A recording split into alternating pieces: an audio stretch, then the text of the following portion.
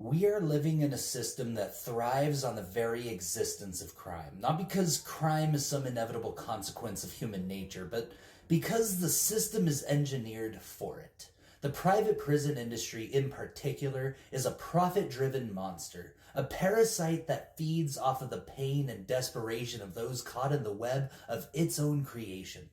Today, I'm going to break down how we can abolish crime at its core by dismantling the systems that create it. And I'm going to show you how Enlightenment Socialism is the key to solving this problem for good. So, what's the real source of crime? It's not some flaw in human nature. It's not the idea that some people are born evil or predisposed to break the law. No. Crime at its root comes from four systemic categories: crimes of need, crimes of greed, crimes of passion, and crimes of cognitive divergence. Let's talk about these. Crimes of need are the most obvious.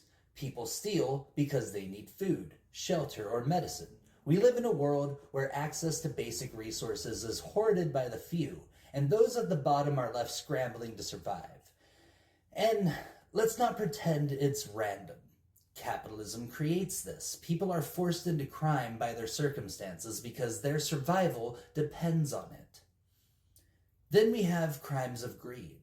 The fraud, the embezzlement, the exploitation of workers, the system that's rigged to benefit the rich at the expense of the poor.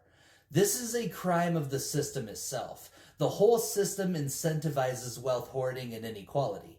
Greed becomes necessary to maintain one's status, to keep climbing the social ladder, to ensure you don't get trampled by the people above you. Capitalism is structured to ensure that greed remains a part of the game. If it wasn't, the system wouldn't work the way it does. But then we get to crimes of passion. These are the crimes driven by emotion: anger, jealousy, heartbreak. These are the crimes that happen when people are pushed to their limits, when their emotions spill over because they've been pressed down for too long. These crimes might seem individual, but again, they're deeply tied to the systemic stresses of life under capitalism. Emotional crises are often made worse by economic pressures. A person might lash out because they feel helpless and trapped in a system that doesn't offer them a way out. And finally, we have crimes of cognitive divergence. Mental health issues, disorders like sociopathy or kleptomania that cause individuals to break the law, not out of need, but because of how their minds work. These individuals are often not receiving the proper care, not because they're bad, but because our society has failed to provide the support they need. We toss these people in jail instead of offering the rehabilitation they require. So, these four types of crime: need, greed, passion, and cognitive divergence, they're all products of a system built on scarcity, exploitation, and isolation.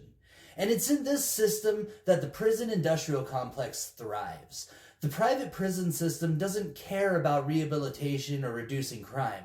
It thrives on recidivism. The more people it can keep locked up, the more money it makes. Repeat offenders are return customers, and the system feeds off of their misery. But here's where Enlightenment Socialism comes in. This isn't just about fixing the criminal justice system. It's about transforming the system that creates crime in the first place. Enlightenment Socialism removes scarcity by ensuring that everyone's basic needs, food, shelter, healthcare, are met. People won't need to steal to survive because everyone will have access to what they need. The need-driven crimes? Gone. But we're not stopping there. In a society where wealth is no longer hoarded, greed disappears. When resources are shared, not exploited, there's no need for people to cheat, steal, or manipulate. Greed is a product of capitalism's artificial scarcity. Once that scarcity is removed, we'll find that greed is no longer an instinctive necessity. It's just another symptom of an unjust world that's been cured. Now let's talk about crimes of passion: the anger, the rage, the deep sense of disempowerment that drives people to lash out in violent or reckless ways. In a society that isn't based on economic inequality, those pressures disappear.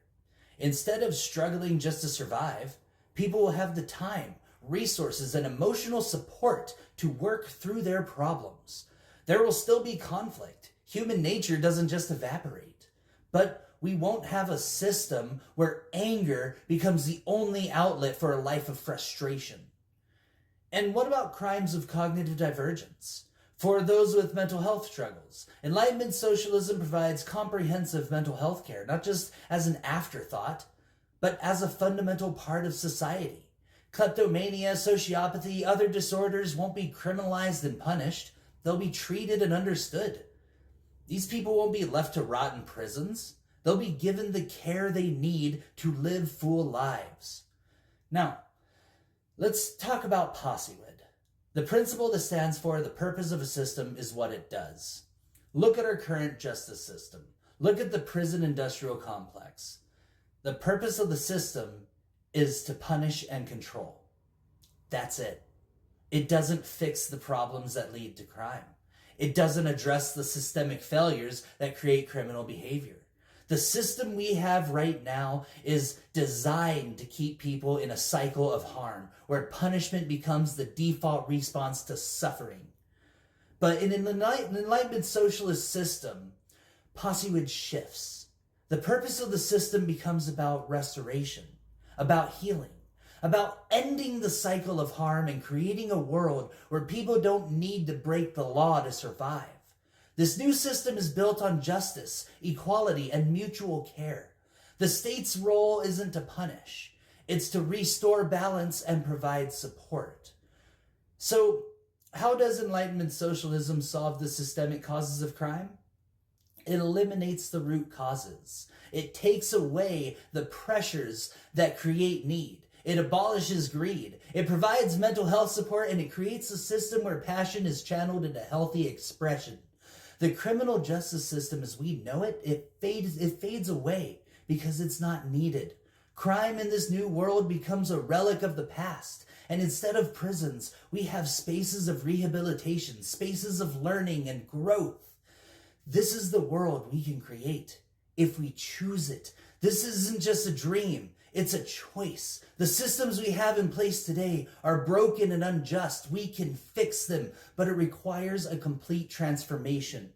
That transformation? Enlightenment socialism. The question is, do we want this future? If we do, then it's time to fight for it. Not with violence, not with division, but with the power of ideas, reform, and the courage to build something new.